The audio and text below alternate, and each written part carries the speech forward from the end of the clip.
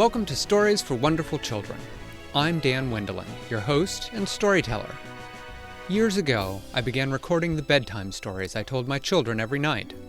Now, we would like to share those stories with you. I hope you enjoy my Stories for Wonderful Children.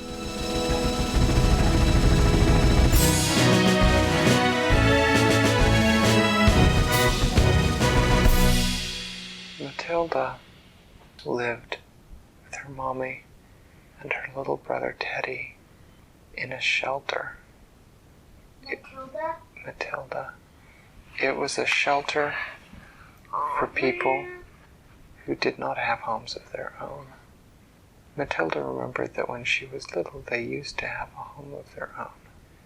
But that was before her mommy had lost her job.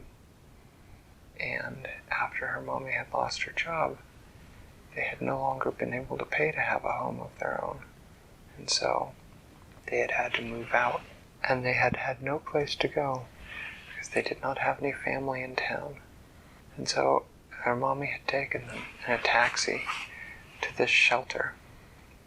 The shelter was a big room with lots of beds in it, and there was a playroom for kids because there were other kids who did not have homes of their own who also lived in the shelter.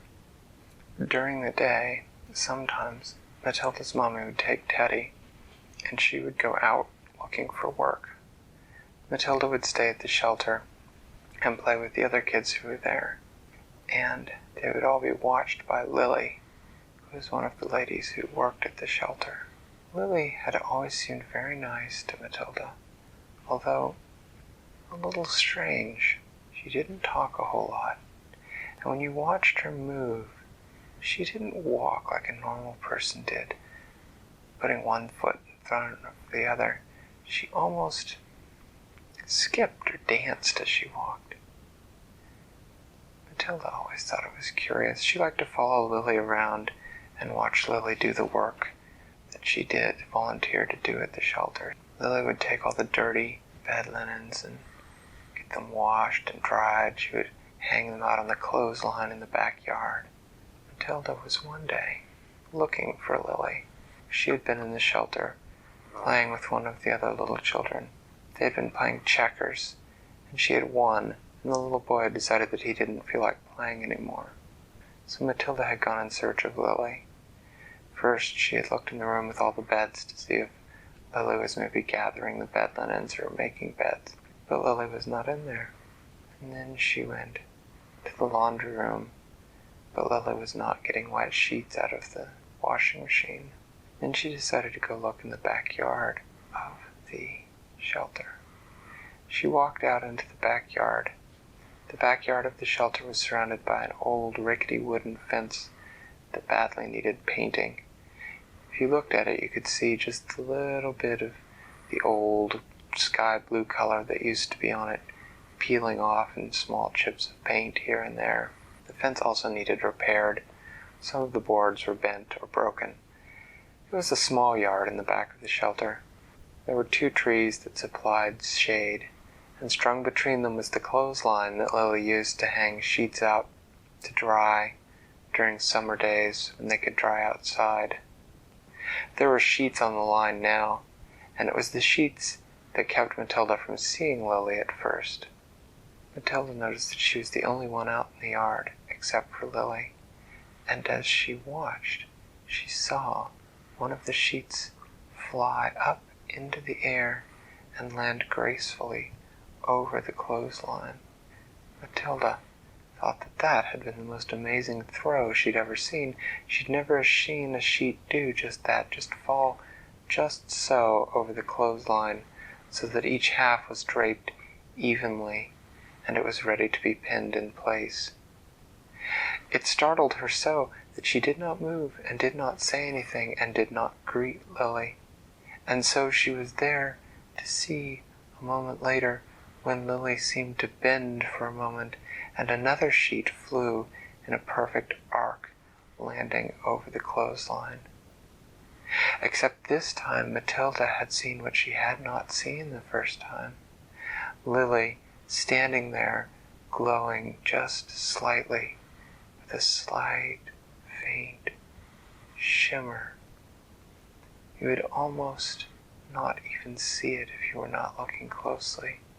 And in her hand, she had a small, silvery stick. Matilda had never seen a grown-up use a stick quite like that. Lily just seemed to point at the sheet and point where she wanted it to go, and the sheet obeyed as if it were a small dog that had been well trained, rising into the air in that perfect, beautiful arc and falling in those even halves over the clothesline. Matilda let out her breath in a little gasp. Ah!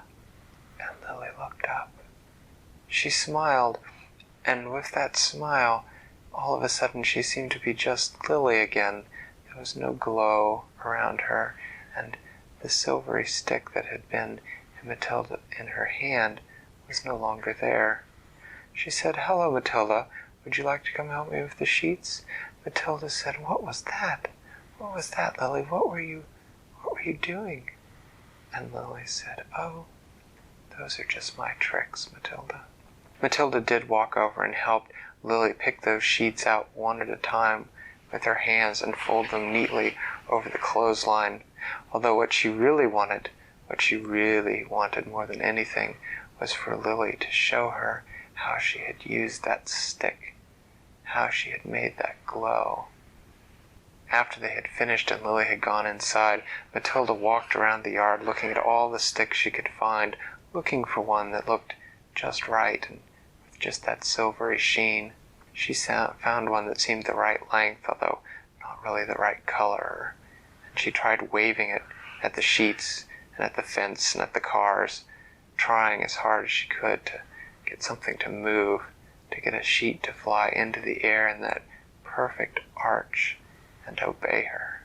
Later that night, she told her mother the story of what she had seen, and her brother, and they had both listened with wide eyes, and her mother had laughed and told her that she had a good imagination, but her brother had simply, after she had finished the story, said, "Wow." And they had all gone to bed that night, and Matilda had found that even though she was still, like most nights, a little sad and a little scared, because she did not have a home of her own, and she did not know when her mommy would find work, she found that somewhere deep inside her,